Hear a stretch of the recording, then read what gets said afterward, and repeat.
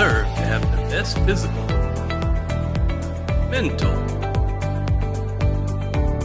spiritual, Zealous Wellness with Mike Hollis. Hey, welcome to another episode of Zealous Wellness with Mike Hollis. Man, we've done a lot of football this year already. We've gotten a lot of NFL football games, and I'm going to talk today about, it's a little twofold, but people making an impact in the NFL.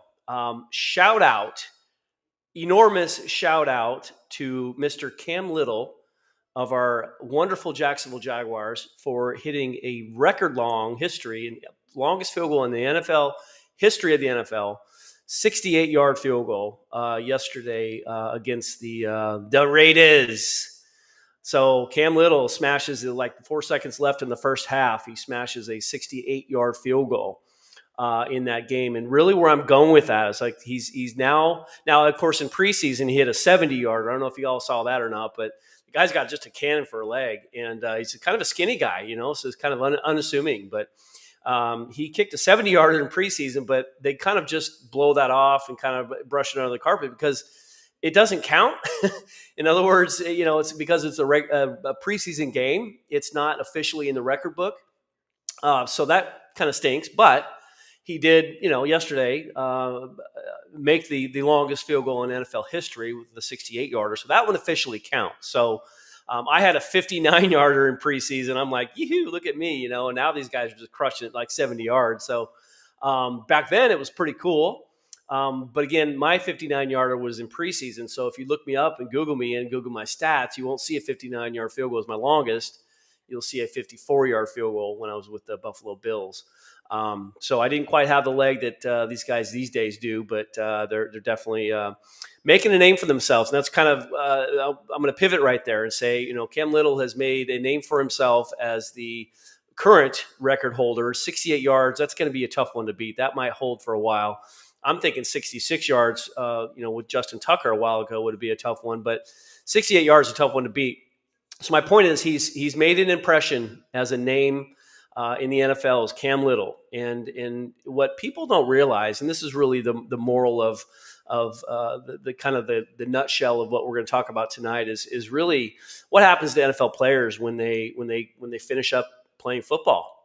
It's kind of brutal, honestly, in a mental way, and we'll go into a lot of the details about it. But it's kind of on a serious note because we do have suicide prevention lines, and I mean, I'm telling you, we have buddy checks. We have a group of guys. Obviously our Legends community and the trust. The NFL is doing a great job of supporting us former has-beens, washed up athletes.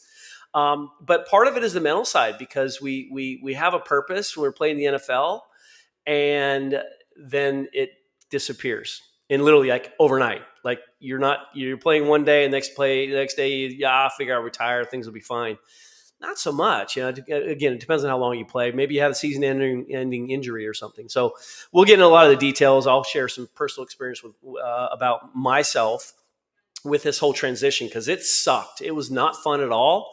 I was still married. It was a lot of depression, a lot of strange stuff. So, with that said, we're going to pause for a quick second for a word from our sponsor, and when we get back, we'll definitely dive right into this whole concept of where do football players, NFL football players, where do we belong in the society that we're rested into? We'll say, I don't know if there's another word for that. I want to say thrown into because it is kind of thrown into because it is night and day, like one day you're playing, the next day you're not. But we'll dive into a lot of that stuff. My story's a little different than that, but I'll share my personal experience, but very, very serious subject. The people, the normal average person in today's society has no clue what NFL football players, don't feel sorry for us. I understand that you're thinking, well, what's this guy whining about? Because he made millions of dollars playing in the NFL and now he's crying because he doesn't have a purpose. There's something to that. There's a little bit more. But again, I'm not going to play any sympathy card on myself. I didn't prepare myself very well at all for retirement. So that's my fault, all on me at that point. But let's share a word from our sponsor. And when we get back, we'll talk about a lot of the details with regards to purpose in NFL players when they retire from the sport. So here's a word from our sponsor. At 3, we want to give you the true health benefits that you're paying for, something you can feel and see a difference quickly. Each product is packed with powerful plant-based nutrients that are combined through a proprietary curation process and then infused with innovative cellular absorption technologies to ensure the nutrients absorb into the cells for maximum wellness. The quality and effectiveness of our life-changing products is evident by their approval to be included in the well-known Prescriber's Digital Reference, or PDR. PDR has been a valuable resource to the medical doctors and providers in the healthcare community for decades. Our products are GMO-free, clinically studied, and third-party tested, all designed to support health and proactive wellness for everyone.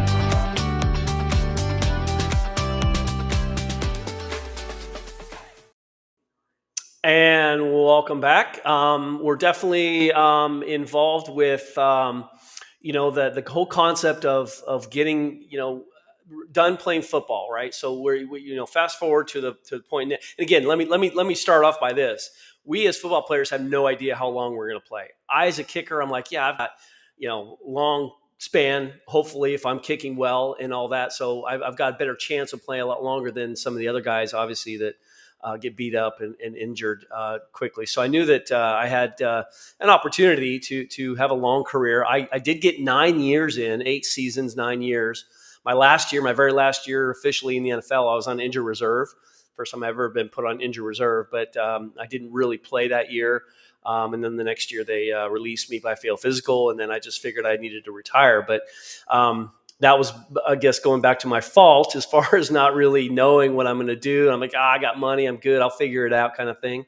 Well, that's kind of, guys we don't want to figure it out on the fly, even though I'm very impromptu. I just do things sometimes on the fly, but this is my life. And what some other guys were doing was they were preparing a lot for retirement, doing a lot of things in the off season where they would do maybe some internships here and there.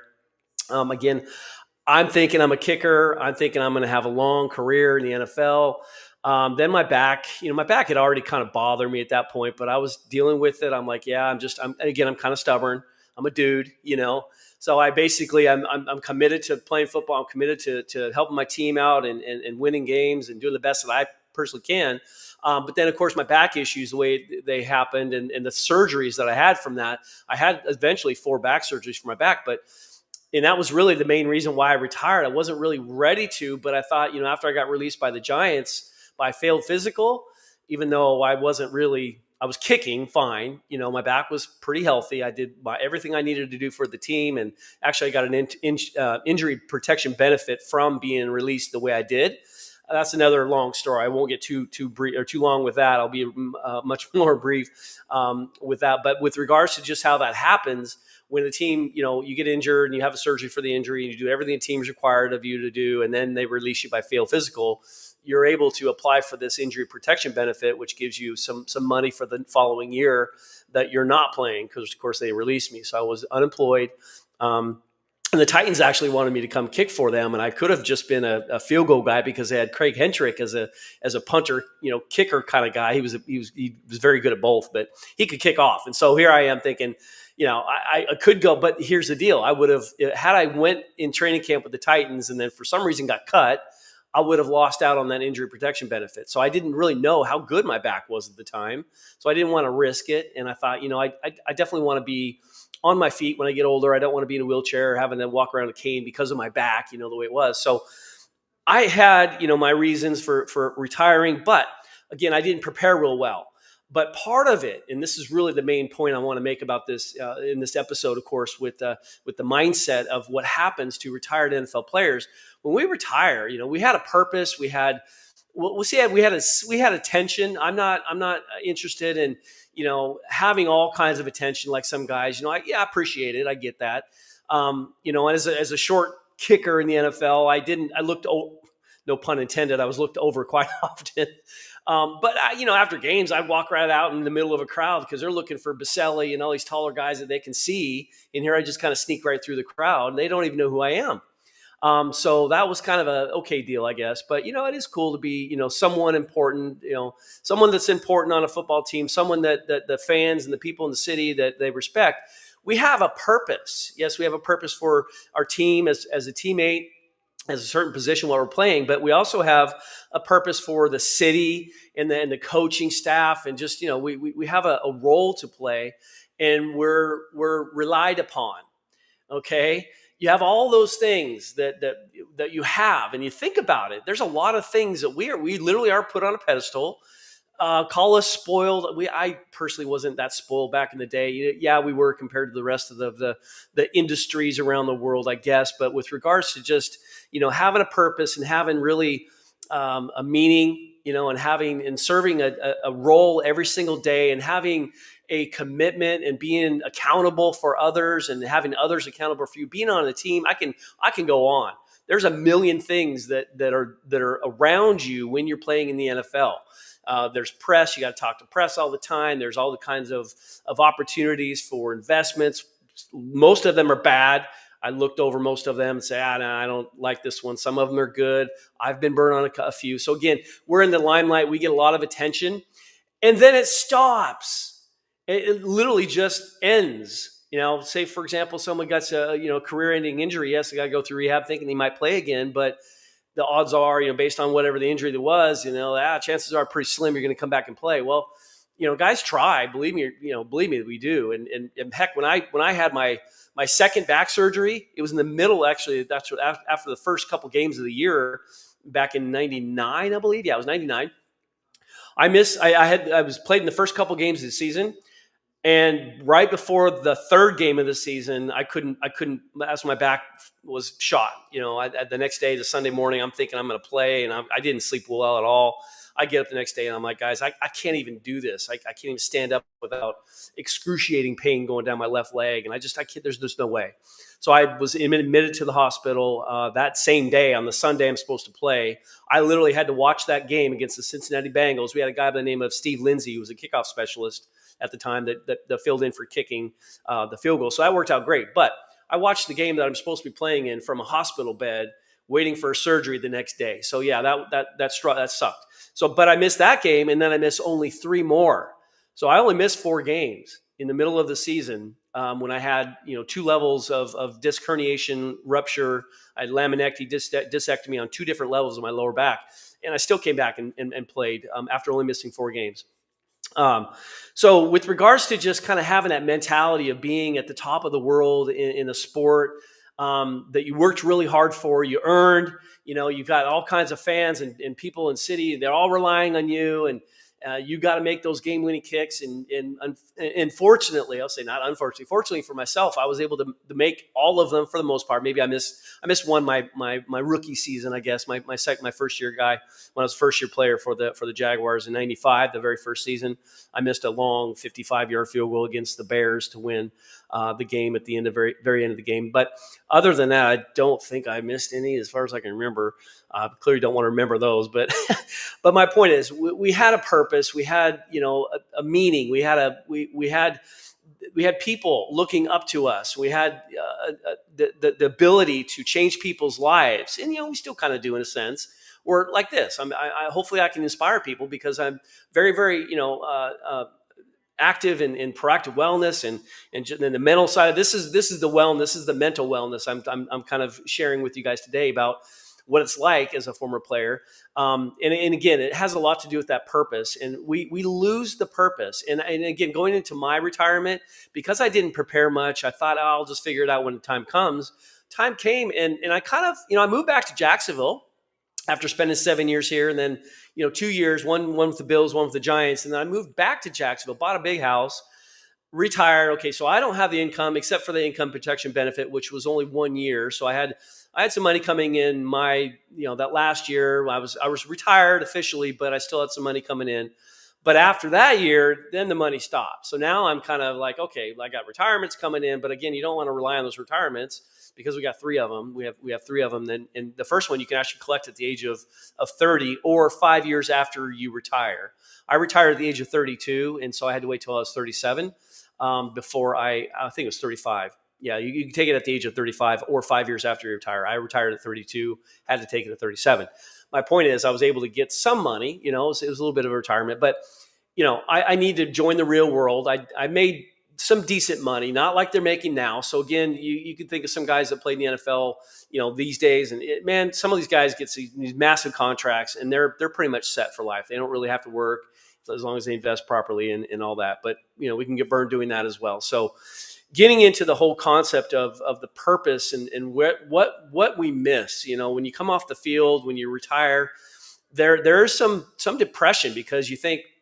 One of my first reactions, I moved back to Jacksonville. I'm still going to hang out with the guys. Still know a lot of the guys in the locker room. Well, after going to Buffalo and then went to the Giants, playing a year, with the Bills and then with the Giants. So I'm gone for basically 2 seasons. When I came back and walked through the locker room in Jacksonville, the Jaguars locker room, I didn't recognize half the guys in that room. Like, wow, that's a lot of new guys. And then the year after that, they kind of got rid of a lot of the guys. And eventually I'm to the point where I don't know anybody in the locker room. And so, but my point is I figured, I'd come back and it would be just, I'd be the, just another buddy, maybe I'll get involved with the current guys. And boy, that was way off. They don't really invite us to practice as much. And if we do, it's only like one practice per year. And it's during training camp when there's nothing special about us being there other than that we can stand on the field and be closer to the players. But that was practice, man. Practice. I didn't want to stand around practice. I did that as a kicker, stand around at practice, So,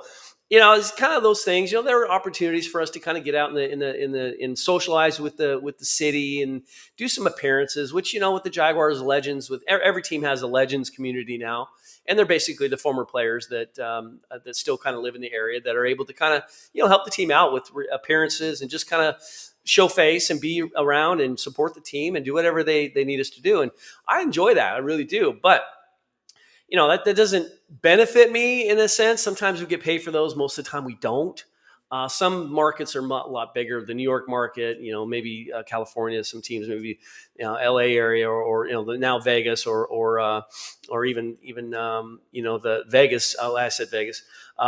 Just some of the areas, the bigger markets. Dallas is a big one too. Those bigger markets, those players, I'm sure you get paid some decent money doing some appearances. We're not quite there yet. But my point in saying all that is, really, getting back to my subject of when you retire and the purpose is lost, like you're trying to figure out what your purpose is. And that's mentally draining. And even to this day, I find myself kind of daydreaming sometimes thinking like, what could I have done, better when I retired, or where would I be now if I had just spent some time in a certain industry prior to retiring, or just, but again, it all comes back down to really the purpose. Now, of course, after I retired, my wife at the time did some stuff, and literally this was like less than a year after I retired from football. I catch her in, some things, and she was my high school sweetheart. Right. So again, I don't want to get too detailed with all that, but I was like, wow. So talk about depression. Talk about like, wow, this is the reward I get for bringing in all this money for 9 years and then retiring, thinking that, oh, we're gonna live this life together. We're gonna just continue on with our lives, raise our kids, and then she does that kind of stuff. So again, it was very, very tough for me. We didn't get divorced over that. I was we'll still married for maybe like 6 more years after that, but. My divorce, when that officially now it all kind of came down like, okay, we need to really end this. And that was very depressing for me. And so you think, we're not on top of the world. We're, people, sometimes they treat us like we have no, no breaks, like we can do anything we want to do. And we'll get anything we want to get because we were spoiled back in the day. That I can promise you is not the case. Now there's some guys that, big name guys that get a lot of stuff. And that was where I was going to when I moved back from Jacksonville. I'm thinking, well, heck, I was there for 6-7 years in Jacksonville as a kicker. I know a lot of people. I know a lot of business owners, and I've done a lot of cool things for these business owners. I've done appearances, things like that. And so I figured that at least I would have some opportunities, whether it was something that I wanted to do or not, or something, but that's the thing is like, I didn't really know what I wanted to do. So I was kind of hoping and relying on somebody to say, hey, you're really good with your, speaking, you get on TV or whatever the case may be. But that never happened. And so other guys, I saw it, from the outside, looking in, that these other guys got opportunities and I didn't. But again, I can't feel sorry for myself. I'm just a regular dude now, and I'm needing to find a purpose and live my life and raise my kids. And that's another thing too. Of course, my kids were 13 and 10 or 11, somewhere in that area, around the time that I retired, maybe a little bit younger than that, I guess. But so there's still some stuff I could do with my kids, but I still had to work. And so that was a very big challenge. And really, going back to the whole moral of this point is the fact that, the purpose that we had as football players is not there anymore. So we kind of have to find purpose again. And one thing, a guy by the name of Don Davey, you might recognize the name. He played in the NFL for many years for the Packers and for the Jaguars. This dude owns, I think he's the number one, he owns the most Firehouse Subs franchises than any other franchisee owner does, because he actually finances the owners of Firehouse, well, the old owners of that company. He financed their money, right? So Don mentioned at one point, he said, listen, you don't understand what happens with us. The longer NFL players play, yeah, we make more money and it's great. But if you're just an average guy, and by the time I retired, I wasn't making much money. I was just on very minimal, I think it was basically minimum wage. I had my Pro Bowl year and I got a long-term 4-year deal with that. That was the biggest money that I made during my whole 9 years NFL career, was just 4 of those 9 years. So the other 5, I was pretty much minimum wage kicker. So again, I didn't make that much money compared to some of the other guys. So the longer I played, though, and the longer anybody plays in the NFL, if they're more, obviously if they're like Peyton Manning's or guys that got paid a lot of money, then it is going to work out. They don't have to find something to do, and they're going to get something to do because of their name and all that. Well, I wasn't either one of those. I didn't have a lot of the money that these guys made, and I didn't have a big name for myself that I would just be given opportunities like some of the other guys did that I saw. So I kind of had to work for it. But my point is, the longer you're out of the NFL, the longer you're playing football is the longer time away from what it is you went to college for. So your peers, your colleagues in college, your classmates, the guys that and the ladies that you graduated college with, they get their diplomas and they go off and they start their lives with whatever degree they have. That's really what their roadmap was. Well, ours was a little different. Yes, I got my degree. I went back after my first year in the NFL and did my internship and got my degree. But I played like 9 years, so I'm out of that industry and that realm for 9 years. And so again, the longer you're out of what your college classmates are doing or what you went to college for, the longer, the more out of it you are. When you retire, like the last thing I wanted to do is I can't really use my degree other than just it says I have a degree. I mean, if I'm getting it was a physical education in kind of more or less health and wellness for the most part was my degree. Yes, I'm doing stuff with it. I'm not using my degree for this stuff. Everything that I'm doing now is pretty much entrepreneur stuff that I've kind of figured out on my own and kind of learned business on my own for the most part. But ultimately, we are so far behind everybody else. And so we have to kind of start over. And so again, you're like, man, what am I going to do now if you don't get those opportunities? And so that's a tough one for a lot of players. We lose purpose. That depresses us. We now are having to find something to do to make money. And, do you go back to college? And again, I could have done that. I wasn't a big fan of school. I'll be honest with you. I played football, and got fortunate enough to get into the NFL. But at that point, I'm thinking my career, I'm like, yeah, I'm going to make this. I'm a kicker. I got in, I'm pretty good.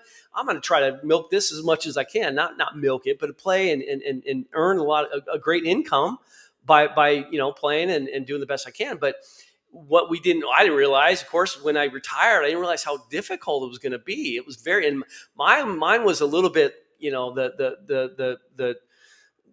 the Band-Aid was slowly ripped off of me. It wasn't a quick one, because I didn't retire with a bad injury that I couldn't work at all. I got that injury protection benefit. So I had some time to chill and kind of figure out what I wanted to do. Some guys don't. They just let their paycheck stop immediately. And those guys, they have to find something to do at that point. And mentally, what really, if you don't know what you're going to do and you're trying to, live a life and earn money for your family and help people out and do what you've always kind of done, you have to find a purpose. Now, okay, I'm very passionate about kicking. So a couple years after I retired, I started my kicking academy. So yeah, I've been doing that since I retired. So 18, 19, 20 years now, something like that. So yeah, that's a passion of mine. I don't make a lot of money in it. I do other stuff too. So it takes, and again, I don't want to spend all day long out in the sunshine on my feet. I'm 53 years old. Again, coaching does take a toll on your body. And I commend those guys that coach for so long, especially the NFL coaches that are out there all the time every year, and the time they spent at the office, it's crazy. So my point is though, that, with regards to just kind of trying to find something to do and whatever your passion is. Okay, so I can't play football anymore, but I can coach the position. Well, that's a minor thing because, there's guys that make some good, decent money doing it. I was not ever one of them. The form I teach is a little different, and some kids, I believe, and especially the younger generations these days, they feel a little bit more entitled. Like, oh, I need to get this now. I can't work on that kind of stuff yet, because I just want to get this down now, and so I can kick as best I can now. And it just doesn't work like that. So it's hard as for me as a coach to find athletes that are fully committed, because the way I teach and the things that I teach are different than most out there, and it goes against what you kind of your common sense thinks as far as what kicking is. And so it's a hard sell in that aspect, because I have to convince these guys that this form is good and it works, but it takes some time to develop. And so that was a struggle for me, and it still kind of is. My point is I didn't make a bunch of money doing that, and I still don't. It's actually, the older I get and the longer I've been doing it, the less kids I have, really, because it's just kind of like I'm doing other stuff and I don't have the time as much. But again, it's hard for kids to learn sometimes. And so, but again, I'm still passionate about it. I still can talk to you for hours about kicking. I can blow your mind on some physiological things that you think, wow, that's crazy how that happens. But anyways, going back to my point again, I do get sidetracked on these things, but you have to understand that it's very difficult for us players. And like I said, we have our, suicide prevention, again, guys that get in, especially the older guys that maybe played a position where they're getting banged up quite a bit. The CTE is a thing. We can be mentally challenged at times.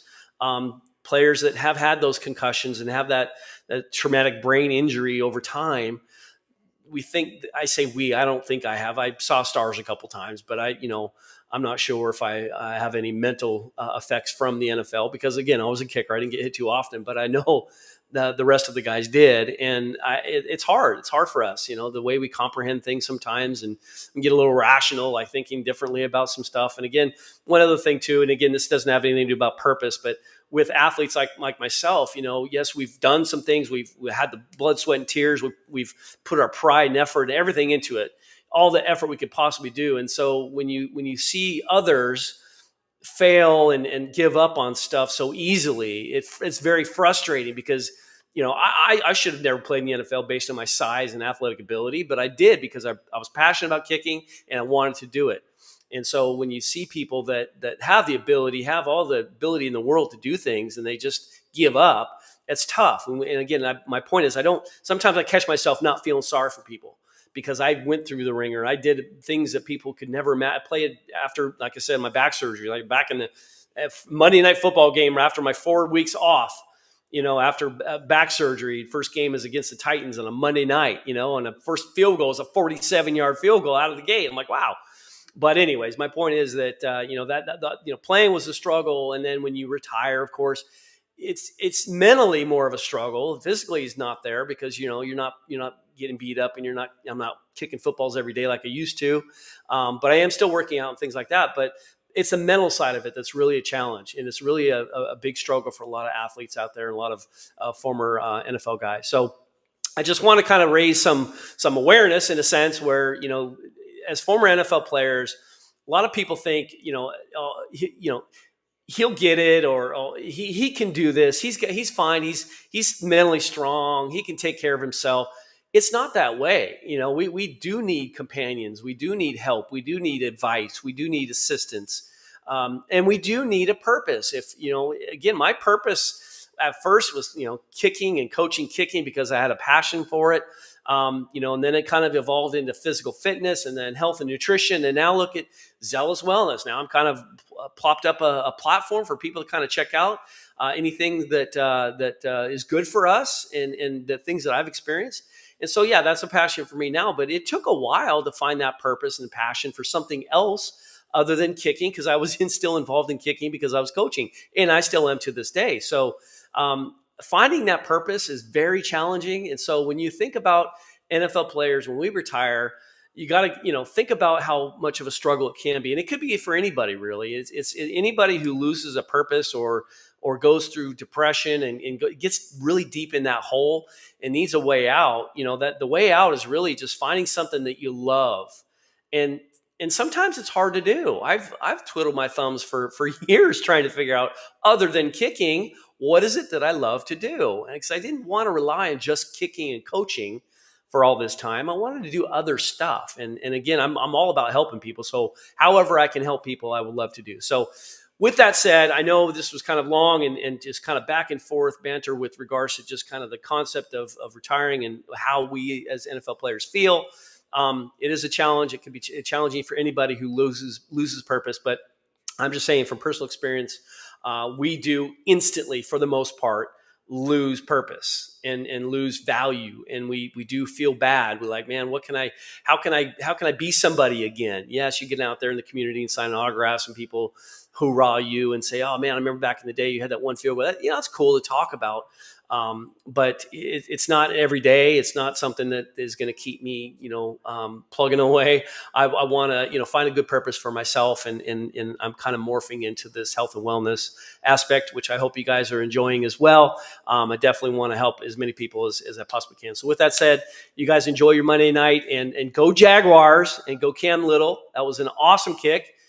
He has got a name for himself now, and then when he retires, he's going to be known as, well, hopefully it's still 68 yards by the time he retires. I think it will be. That's a tough one to break. That'll be there for a while. So with that said, I hope you guys have an awesome Monday night. Watch some football tonight and enjoy your evening. I have to go coach, and now it's really, really, really dark out there. So we're fortunate enough to be under the lights. So you guys have a great night, and we'll definitely see you back here next Monday night at 5:30 Eastern time. Take care. Thank you for watching Zealous Wellness with Mike Hollis. Please like, comment, share, and subscribe. See you next time.